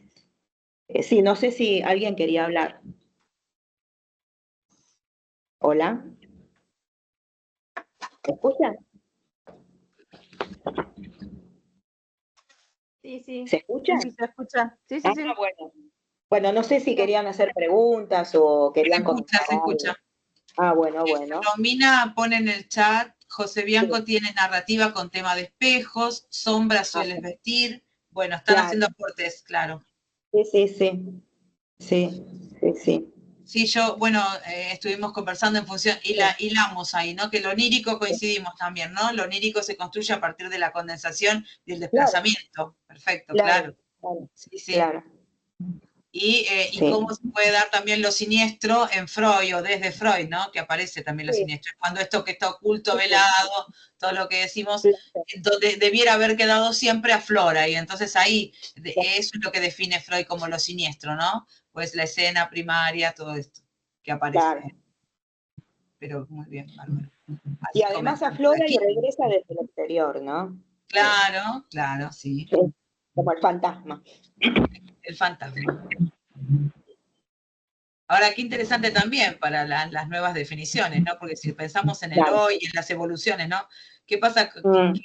¿A qué definimos? ¿Qué es el fantasma? ¿Cuáles son los fantasmas de hoy, no? Y bueno, si pensamos como el fantasma, tal y como su construcción tradicional, es como una categorización que va tomando como otras ropas y va va completándose con otros protagonistas a lo largo de la historia, ¿no? Claro. Del momento social. Mm. Sí. Y esos fantasmas que afloran generan estas sensaciones. Sí. Los protagonistas, nuevos fantasmas. Por eso hablábamos de Silvina Ocampo y el eje y el trabajo de decir una pionera en función de que tenemos a Mariana Enríquez, tenemos a Samantha Schweblin, ¿no? Y hablando de otras horroridades, ¿no? Horrorizaciones. Entonces, los horrores están encausados quizá en otras cuestiones, ¿no? Tenemos relatos como Fin de Curso, tenemos Nada de carne sobre... Bueno, lo que han trabajado o lo que las compañeras han vivenciado a lo largo, ahora es como que estamos revisando a Silvina, pero podemos ir y venir y releer y ver cómo, desde dónde y cómo estas mujeres también han sido nutridas por Silvina Ocampo, ¿no? Para escribir los horrores o este fantástico de hoy, ¿no? Y ni hablar, que no sé por qué no lo mencioné, del tema en torno a lo social, ¿no? O como se suele decir, la problemática en torno a las clases sociales, incluso de alguna manera sugeridas o connotadas en el propio sueño. Un poco se vincula esto con lo que yo había comentado hace un rato, ¿no? En el sueño, Porfirio duerme en el suelo, porque claro, socialmente era menos que ella, y el suelo sigue siendo de barro. O sea, más allá de la suntuosidad de la casa piano, el suelo sigue siendo de barro, ¿no? Y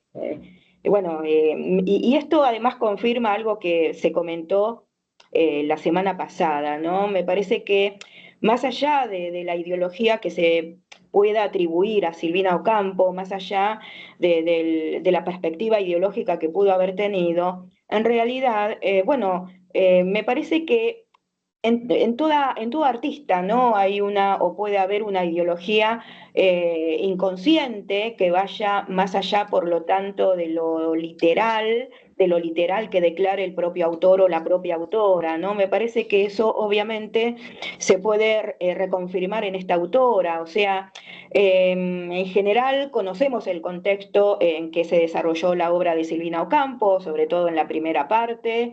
En general fue, como todos sabemos, una autora antiperonista, pero todos estos temas que de alguna manera connotan una mirada muy crítica sobre la interacción entre clases, ¿no? Y cómo se construyen efectos en torno a problemáticas que tienen que ver con las categorías o con las clases sociales, es algo interesante en el sentido de que, insisto, va más allá de lo que ideológicamente haya sido un autor, ¿no? Me parece que esto reconfirma además la idea, me parece a mí por lo menos, de que hay que separar a los artistas y a las artistas de sus cuestiones reales y empíricas, o me expresé mal, hay que separar la obra de un artista o de una artista de lo que pudo haber ocurrido, ¿no? en la vida real y empírica. Me parece que lo que habla es la obra, incluso me atrevería a decir lo que habla de un artista es su obra. El artista es contingente, ¿no? Es finito, como todos nosotros. La obra no, si es buena, no. Entonces, bueno, este tema tan candente, ¿no? Acerca de si el autor, si su vida determina su obra, es algo, digamos, determinante, me parece que es un tema que hay que seguir debatiendo, ¿no? Porque, bueno, hay mucho para pensar. Bueno, no sé si hay comentarios, preguntas. Sí, hay mano levantada de Romina. Sí, Romina. Sí, yo quería saber si esto entraría en gótico o es nada más fantástico, porque tiene eso del fantasma, entonces esa era mi consulta. No lo veo gótico. El hecho de que aparezca un fantasma no determina o no condiciona al relato necesariamente como gótico. Me parece que, por lo menos para mí como lectora, A mí me parece que para ser gótico tiene que reunir otras características. No creo que solo la presencia del fantasma determine a este relato como gótico. A mí por lo menos no me da esa sensación. No, yo no hablaría en este caso de gótico. No sé qué piensan Viviana. Coincido. Y Sí, cuando coincido. lo estaba leyendo, bueno, ahí puse que me hizo acordar a una lectura de José Bianco, que también trabajó en la revista Sur, ¿no? Y de Borges, de cuentos de Borges, de Cortázar, sobre la temática del sueño, ese sueño, realidad, esa ambigüedad. Y Claro. puse lo de civilización y barbarie porque me hizo acordar el tema del campo y la ciudad, y que un hermano, tipo Caín y Abel, un hermano era analfabeto, el otro sabía leer y el otro tenía plata, el otro... esos opuestos, digamos. Y los opuestos son claro, en el marco de la literatura fantástica hay se juega con los opuestos, como pusimos también lo conocido, desconocido, adentro, afuera, en Cortázar también, las cuestiones de, sí, está bien, es bueno que lo podamos observar. Sí, Karina. Sí, mira, a mí lo que vi que aparece el dos hermanos, estaban a 2 leguas de distancia, él tenía 2 ponchos, ¿no? También ahí remite a lo de la clase social que decían. Después sí habla de 2 candelabros y 2 herencias, el dinero y los sueños, ¿no? Me pareció que el 2 estaba como una insistencia. Y yo creo que el fantasma, como dice Elsa Dubkarov, que creo que lo leí hace un tiempo, ella habla del pasado como una insistencia, como el pasado que vuelve, ¿no? Y yo creo que al heredar este sueño, ¿no? De alguna manera ese fantasma se va a encargar de recordarle la traición, ¿no es cierto? De acecharlo, ¿no? Como un acecho, como digo yo, no sé. Y con respecto a lo que dice, lo que preguntó Romina, bueno, digamos que siempre, generalmente en el gótico se habla, cuando vimos en el taller nosotros, las casas con historia, ¿no? Si bien este rancho de alguna manera era muy pequeño, era prácticamente en ruinas, ¿no? Y que lo fue como amasando, ¿no? Con sacrificio, digamos que lo fue arreglando, ¿no? Que hacía ya 20 años, ¿no? Que él lo estaba trabajando, ¿no? Siempre también, sí, da la sensación de que, bueno, no sé, por ahí el fantasma de él tendría que aparecer también, ¿no? A este hermano que lo traicionó, ¿no? Claro. Pero bueno, yo pienso eso, ¿no? Y en el diorema también está mucho el tema del 2. No sé, trabajaron al principio, yo llegué tarde, después voy a escuchar el audio. De diorema, después lo voy a escuchar. ¿Era el cuento que vieron al principio? Sí. Diorama lo bueno, trabajó Viviana, sí. Ahí también aparece mucho el tema de 2, el 2 al extremo también, ¿no? Bueno, eso. Bien, Alejandra nos comparte en el chat, qué interesante eso de que el inconsciente anida en la escritura. En el caso de Ocampo es muy notable cuando realiza esa especie de crítica social que podría parecer contraria a su ideología. Claro. Sí, de hecho, en entrevistas la autora tiene bien claro que la figura de la militancia no está con ella. Sí está con Victoria y está reconocida, pero incluso hay una entrevista que le hacen que dice que se olvidó de ir a votar, que lo tenía como naturalizado que las mujeres votaban, y cuando le preguntan por qué no fue a votar, dijo, me habré olvidado. O sea, no tiene ningún problema en reconocer cuál es su posición política, pero evidentemente le resulta interesante lo que hace la otra clase y le sirve como temática. Por eso el detalle, el observar las profesiones, estar siempre con el grupo de los excluidos o los marginados, porque le parece que ahí hay un germen para la escritura, independientemente, como dice Marce, de su posición política o de su posición ideológica.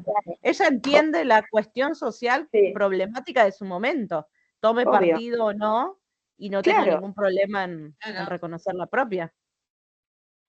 Que además lo hace, y lo digo, lo hace entre comillas, porque en realidad es su inconsciente estético el que lo hace, desde la propia ficción. Y me parece que siempre se habla de lo comprometido del arte, ¿no? Lo comprometido de la literatura, pero a mí por lo menos me parece que lo comprometido del arte no pasa por cuestiones de literalidad, no pasa por ni siquiera cuestiones de argumento o por características de los personajes. Se trata de otra cuestión que va más allá y que tiene que ver con la lectura que entre líneas, como se suele decir, podemos hacer de los textos.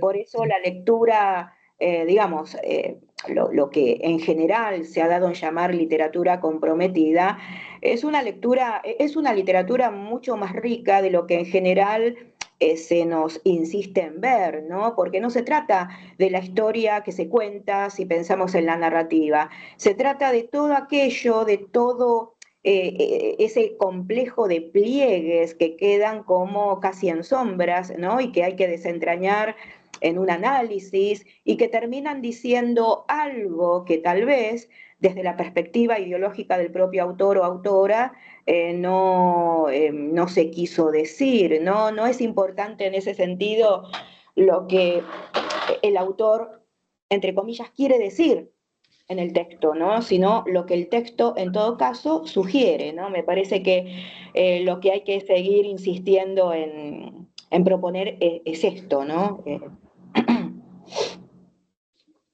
Sí, de hecho, cuando creo que fue el año pasado, había una discusión en relación con las obras de Mariana Enríquez, con una falta de resolución o una toma de posición por la autora de trabajar temas tan comprometidos, pero que en algún momento el texto cae porque ella no toma una posición. Entonces la pregunta es, ¿qué se espera del texto? ¿O qué respuesta se le pide a Mariana Enríquez, que está haciendo ficción?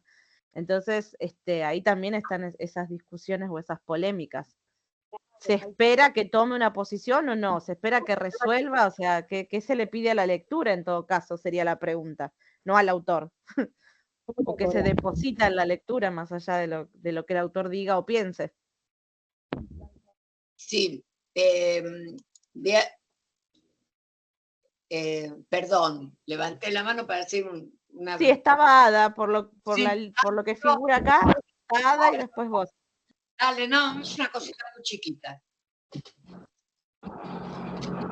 Ada, tenés la palabra. Bueno, sí, no, yo lo que me quedé pensando fue en el tema de cómo termina ese sueño, que venía bien, el sueño estaba lindo para Porfirio, ¿no? Pero de repente termina por la irrupción de esos caballos que pasan y que incluso entran, ¿no? Dice ahí algo así. Bueno, a ver, a mí lo que me remitió fue al recuerdo de los malones, porque claro, si estamos acá en el campo, no podemos, ¿cómo podía terminar si no era por la presencia de un malón? Y ahí entonces se acabó todo lo soñado, lo pacífico, lo armónico, y entra ese grupo que arrasa con todo. Y fue un despertarse violento. Bueno, porque yo no le encontraba sentido, sino porque decía, pero ¿para qué pone estos caballos? Bueno, pero se me ocurrió asociarlo, cosa mía, que a lo mejor me voy para cualquier lado, pero lo vi como que tenía un acierto poner esa escena de los caballos. Bueno, nada más. Pero no me hagan a mí me encanta, perdón, me encanta que no levanté la manito, Me encanta el lenguaje que utiliza, ¿no? Lo poética que es, porque justamente en ese cuento habla de la noche carecía de estrellas, era una noche negra, ¿no? Y también aparece también una frase, una parte que dice, la oscuridad modificó los colores, las medias tintas, como la revelación caprichosa de una fotografía, ¿no? Lo vi también en otros cuentos que muchísimas, ¿no? Personificaciones, comparaciones. Ahora, bueno, no lo tengo a mano, pero me encanta eso que tiene, ¿no? En muchos casos es muy prosa poética, digamos que intercala, ¿no?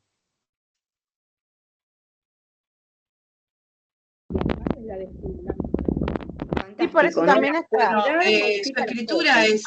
Perdón. Claro. La oscuridad modifica las cosas. Claro. Y su escritura también se caracteriza por una cierta hibridez. Claro.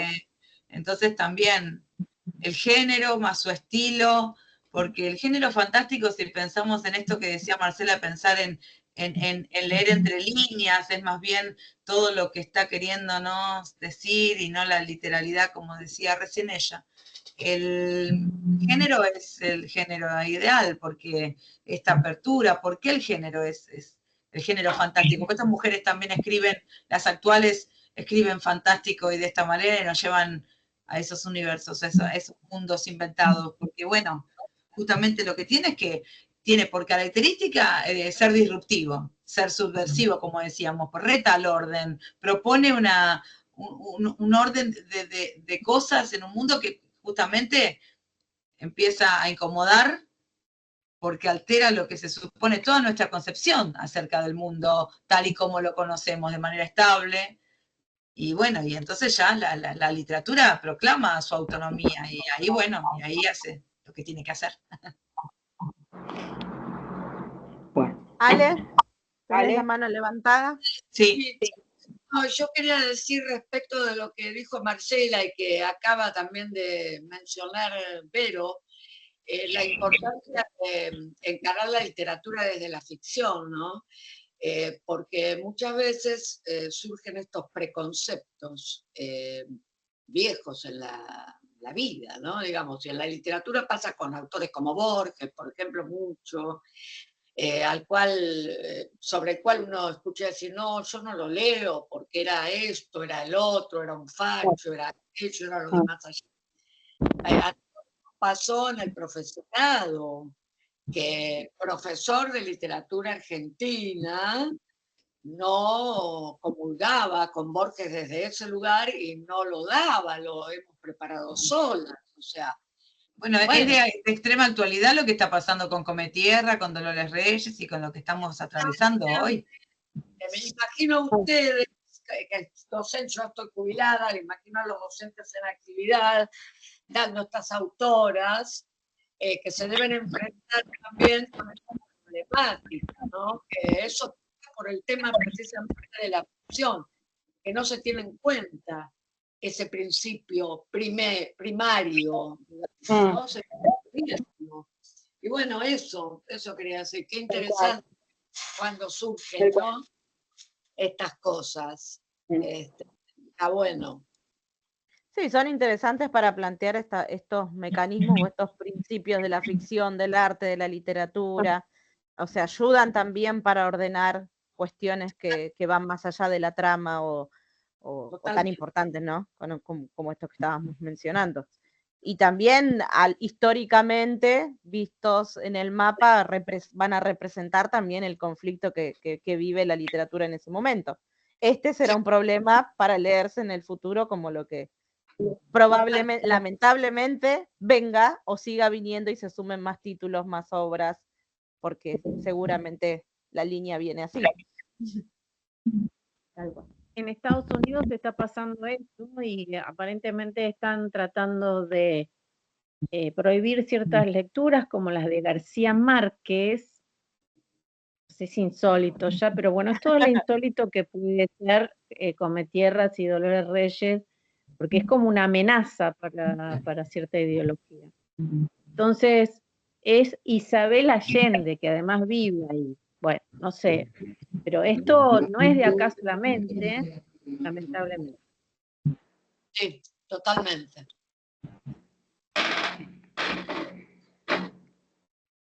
Es lo de siempre, diríamos. Sí, Es es cierto. cíclico. Sí, se repite, Bueno, ¿no? Yo creo que Esto tiene de la otra vuelta de tuerca en esta modernidad, posmodernidad, lo que fuere, pero bueno, es complejo. Es cierto que históricamente, ¿no?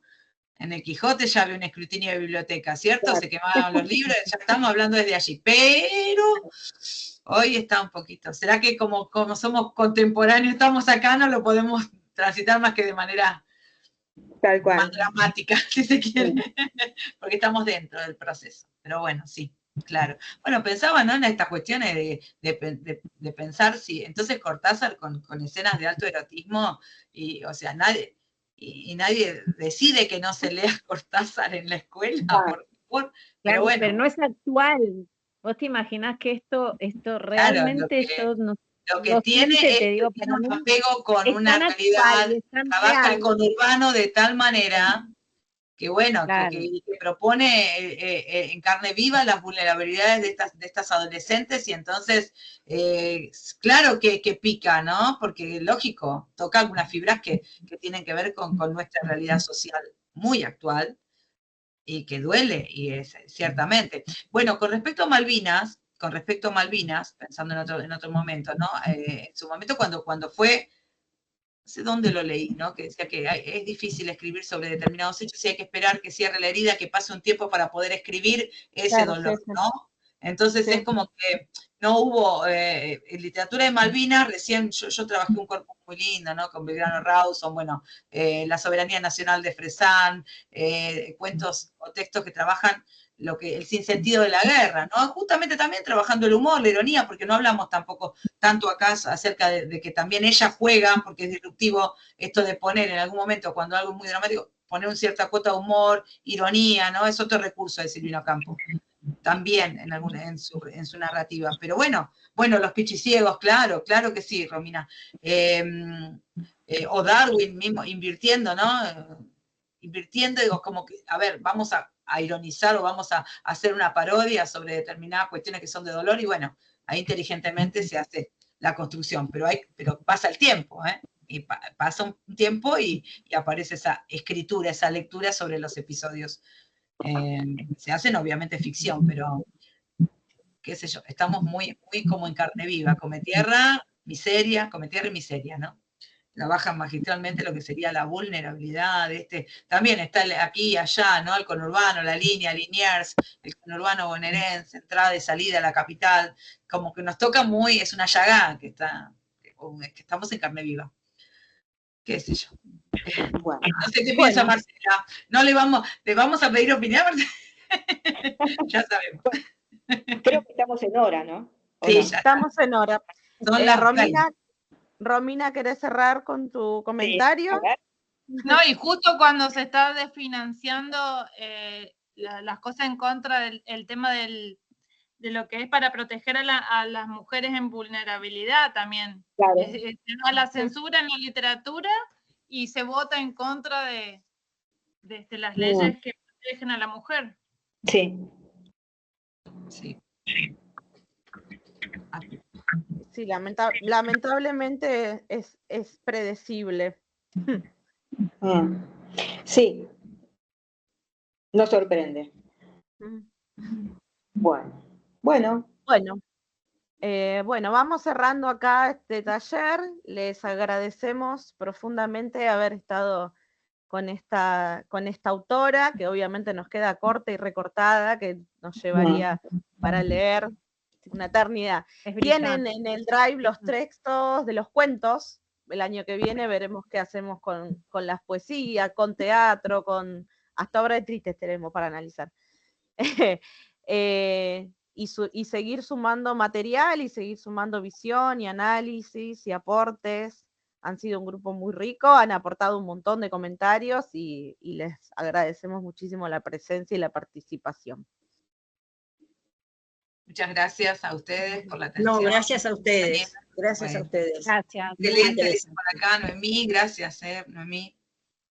por la presencia y el aporte. Nos estamos encontrando. Gracias, Silvia. A ustedes, Vale, chicas, gracias. en otro momento.